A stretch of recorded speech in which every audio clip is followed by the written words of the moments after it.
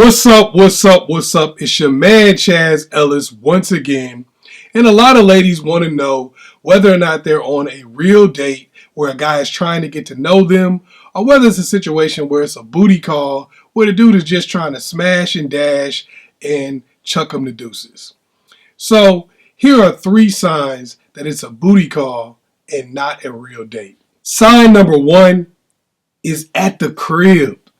When somebody invites you to their house, and when I say to their house, I mean to a hotel room, to their homeboy's house, whatever the case might be. When somebody invites you to a domicile, when somebody invites you to a place with a bed where people live, it's generally a red flag that it may be a booty call because you're already in the place where you would have sex.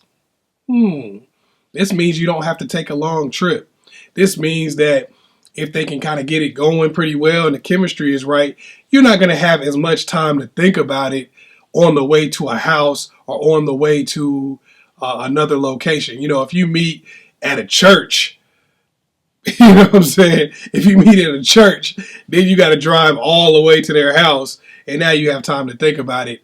So it's like, it's a little bit different. When you meet at the crib, the bed is right there. The couch is right there. In some cases, the floor is right there.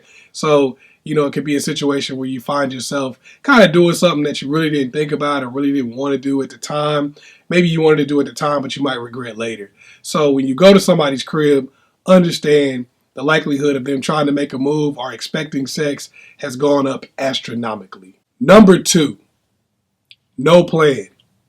When somebody just calls you up and there's no real plan, there's no real order of operations for what you're going to do, this means that you might end up back at their house. The likelihood of you ending up back at their house because what you're doing is boring, but the chemistry is good, but the activity is kind of boring, the likelihood of you ending up at the crib is way higher because of that.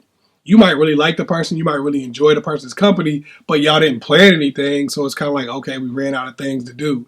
So now you end up back at the house, which means, once again, the likelihood of them trying to smash has gone up astronomically. Duh, you're at the crib now. So if there's no plan in place, you got to be careful because it's really easy to fall into going back to the house, hanging out in the car where things can still happen in a car. A car has seats, and seats can be reclined, which means, duh, you could end up having sex or end up doing things and having to go a little farther than you wanted to. When you have a plan set in place, it's a lot easier to say, hey, this is what you said we were going to do. So now I know if you start deviating from that, maybe your plan is a little different than what you said it was. And maybe you're really planning on trying to smash rather than get to know me. So then you can kind of bail out when you see plans changing. If they say, oh, I forgot my jacket, I'm going to go back to the crib. You might be like, you know what? I just drive myself. You see what I'm saying? Because now you know where you're going. You have a plan. Now, of course, people like to be spontaneous. I get all that, and maybe that's the case. But I'm just saying this could be a red flag, especially if there was no plan in the first place, and then quickly they say, hey, let's go back to my place. All right, put the 2 things together. Sign number 3, last minute. When somebody does something at the last minute, even if they have a plan, they're like, oh yeah, we're going to do this, this, this, and this, but they hit you up and say, hey, be ready in 10 minutes or be ready in 5 minutes. A lot of times that can be a booty call situation. That could be a situation where maybe they were going to take somebody else out and you happen to be available. Now they're trying to smash as quick as possible. So even if you go to dinner, even if you do some fun things or whatever, a lot of times in the back of their mind, they're thinking, okay, I'm trying to hit it. So if it doesn't happen today, then I'm probably not going to talk to this girl again. So the pressure can kind of be on in those situations. And it can be a lot of little trickery moves to get you there. So you think it's all great because you're going out having a really good time. And you're like, oh, this person really likes me. And you want to keep that going. And a lot of times you might feel pressured to sleep with the person or do something to keep the fun times going, to keep them calling you and coming back or whatever. So you might want to think, hey, it's a last minute type of situation. Is this person really serious about me? You know, they just hit me up, told me to be ready in 10 minutes. It seems like, you know, maybe I might be on a bottom of the priority list. That doesn't always have to be the case. Maybe they did like to be spontaneous, or maybe it was a situation where they had to work up their courage. But I'm just saying, if they try to end it back at the crib, put the two things together, if they hit you up at the last minute and then try to end it back at the crib, you know what I'm saying? You might be running into a situation where they're trying to smash.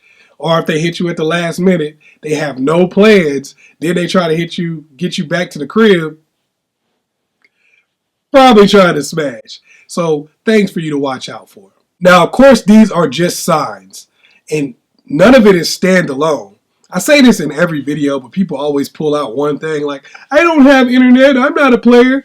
I put several other signs. I don't know what the hell you're talking about. But these are just signs, okay? So you got to put a lot of things together and look at the totality of the circumstances, and that could tell you that it might be a booty call. And it may not, but it's just giving you something to put on the radar so you can watch out for yourself, because you may want a booty call, but you may not. But any situation, you kind of want to go into with your eyes wide open, having reasonable expectations of what's going to happen so that you can react to the situation, and you can also know what the consequences will be after you make your move. The more you think about something, the more you weigh it out before you do it, the more likely you are to have good results.